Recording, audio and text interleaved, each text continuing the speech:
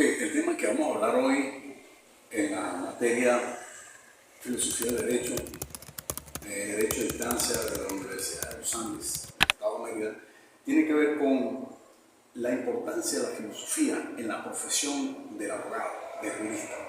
Y antes de hablar del tema, yo quisiera aportar un poco qué es la filosofía y qué es el derecho. La filosofía es una ciencia que estudia todo cuanto existe. La filosofía busca la profundidad de la razón del ser, del por qué el problema del conflicto, las causas. Para la filosofía es mentira, esto ocurre por casualidad. Nada ocurre por casualidad, todo tiene una causa y efecto. Esa es la filosofía. Sin embargo, ella no opera por sí misma, ella se hace y se auxilia de otra ciencia. ¿Y qué es el derecho? Bueno, el derecho es una ciencia que estudia la norma jurídica. Esa norma jurídica se va a traducir en ese estudio, por supuesto, de la aplicación de los hombres, de una sociedad, de un estado, de un país. Por ejemplo, Stebel, un jurista, establece que la filosofía es una ciencia, es la ciencia para vivir. El derecho es la ciencia para convivir.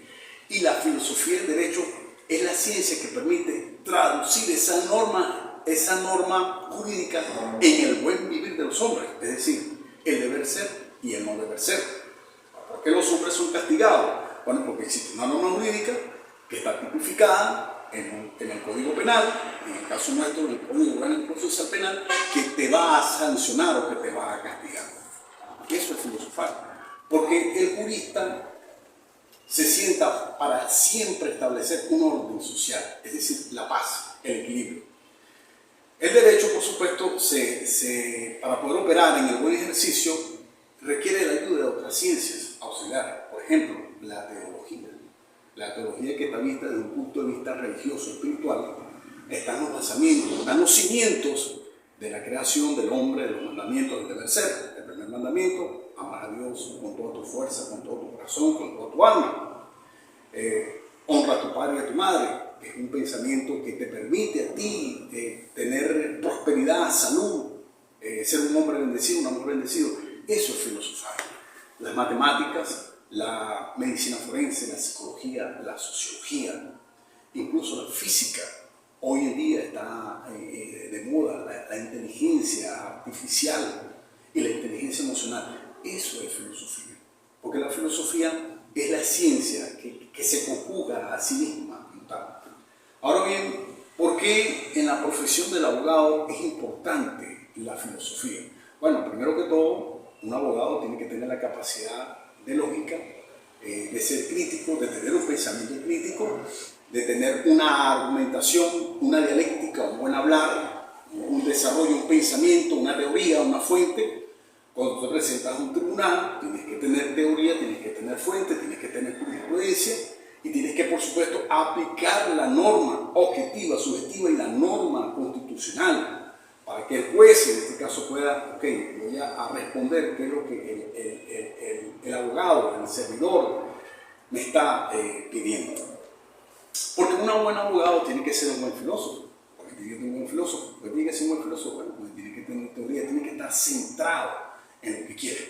El abogado de profesión, profesional, ciertamente busca ayudar a terceros y ayudarse a sí mismo, siempre respetando la moral. Por lo menos cuando tú hablas con un abogado, en el hablar, en el decir, el hombre tiene contenido, tiene concepto, el hombre está ubicado en tiempo y espacio. Y hablando de una rama, por ejemplo, yo puedo hablar de la mayéutica, que es a través de la dialéctica que busca el saber del discurso, del conocimiento. La hermenéutica, que es el arte de interpretar un concepto, un texto, un artículo en la ley, una norma. Esto le permite al abogado en el estudio profundizar. Eso es filosofía. La filosofía te presta la herramienta, por lo menos la filología, que es el arte de enseñar, de transmitir. Otra rama muy importante que está cuestionada hoy en día es la ética.